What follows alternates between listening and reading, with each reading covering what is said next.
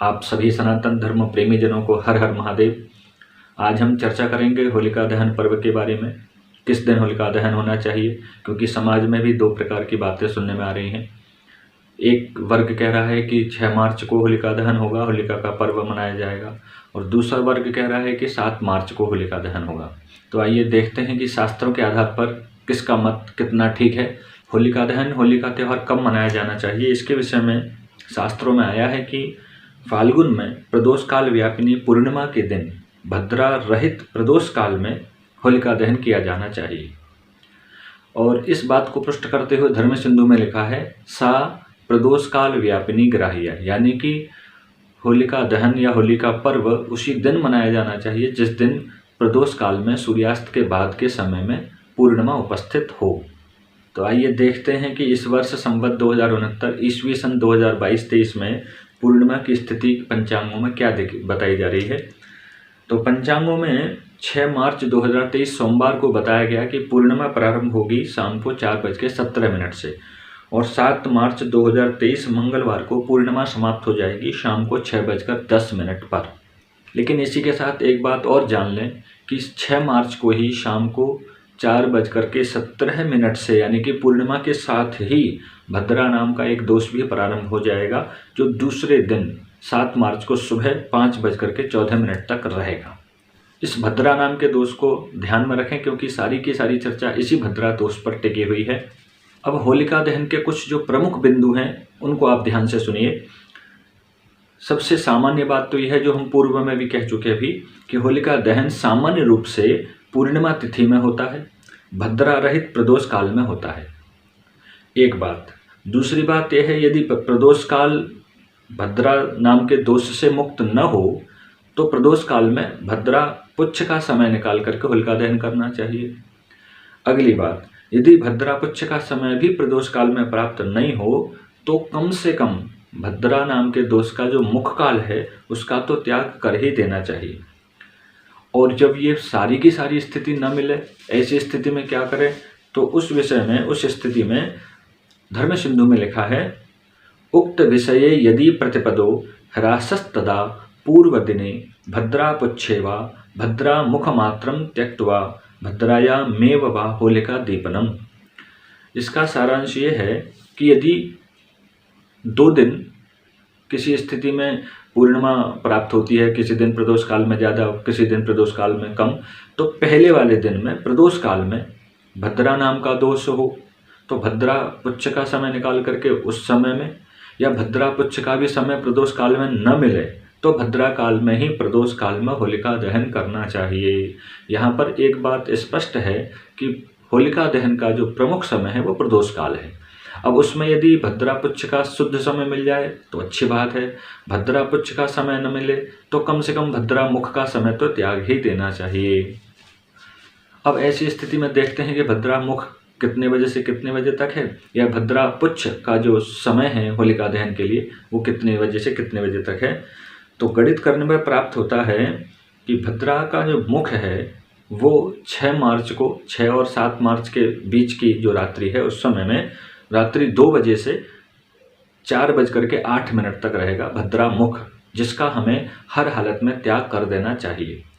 और भद्रा पुच्छ जिस समय में हम होलिका दहन कर सकते हैं उसका समय है रात्रि 12:41 से लेकर के 2 बजे तक। इस समय में भी होलिका दहन किया जा सकता है, लेकिन होलिका दहन का जो वास्तविक समय है, पर्वकाल है, वो प्रदोष काल है। तो दिल्ली के अनुसार प्रदोष का जो समय निकला है वो शाम को 6:20 से लेकर के 8:48 तक है। अब यहाँ भद्रा मुख, भद्रा पुच्छ और प्रदोष काल, इन तीनों को यदि हम एक क्रम से देखते हैं तो ये स्पष्ट हो जाता है कि प्रदोष काल के समय में भी हमको भद्रा पुच्छ होलिका दहन का जो शुभ समय है वो नहीं मिल रहा है। लेकिन यहाँ पर बात एक अच्छी ये है कि प्रदोष काल में भद्रा का जो मुख का समय है वो नहीं है, ये एक हमारे लिए अच्छी बात है।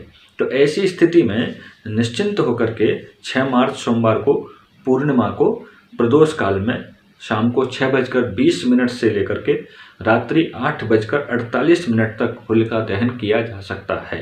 एक बात। दूसरी बात, भद्रा पुच्छ के समय में यानी कि रात्रि 12:41 से लेकर के 2 बजे तक भी होलिका दहन किया जा सकता है। तीसरा, कम से कम 2 बजे से लेकर के सुबह 4:08 बजे तक का जो समय है, उस समय में हमको हर हालत में होलिका दहन करने से बचना चाहिए। ये समय हमें त्याग देना चाहिए। अब ये तो बात रही 6 मार्च 2023 सोमवार के दिन होलिका दहन के समय और पर्व दिवस की। लेकिन हम पूर्व में ही कह चुके थे कि 7 मार्च को भी होलिका दहन स्थान भेद से मान्य होगा।